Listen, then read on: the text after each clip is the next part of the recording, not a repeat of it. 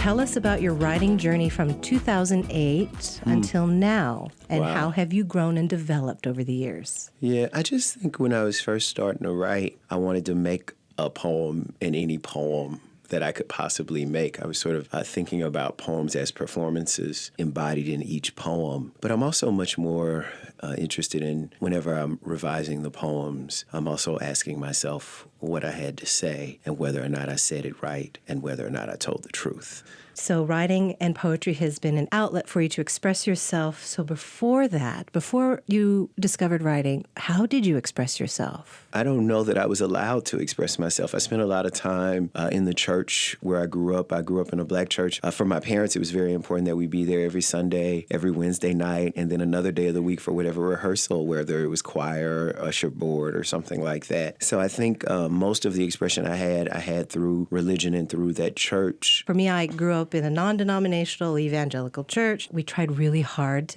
to make good music, but... It's hilarious. But they're like braces, learning how to walk this way, the way we want you to walk. Yeah. And then when the braces come off, what was that like for you when the braces came off?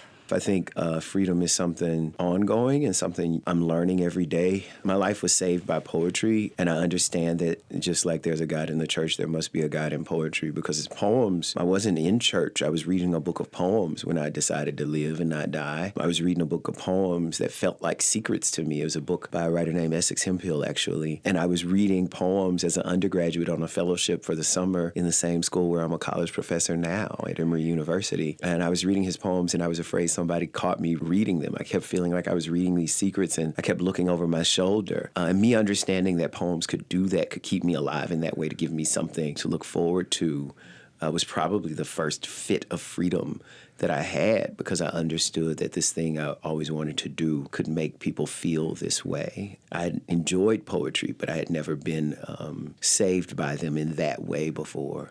And so I understood if that could happen to me, I could make that happen for somebody else.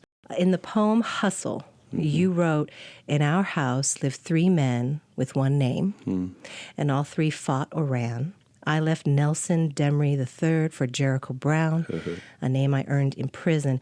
Tell me about that time in your life and what it means to you now. Well, those lines are just, they're quite honestly about the fact that I grew up a third, and I had a father and a grandfather with the same name. You would see his name everywhere. Yeah, it's funny. When my poems first started coming out, part of the reason I changed my name was the fact that they had this name on them that I didn't feel like was completely mine, and I wanted a name that I knew was only my name on my poems. Maybe I wouldn't feel that way now, but at the time it was very important to me. So changing my name and seeing a new name on them helped free me in a lot of ways, because then, first of all, I could create this brand new life based around this person that I had become, but also that person could write Nelson Demery's stories without feeling any kind of shame or guilt about them, because he was a new person. So I think that's part of what I mean by that in that line, is that becoming Jericho Brown is what released me from that prison.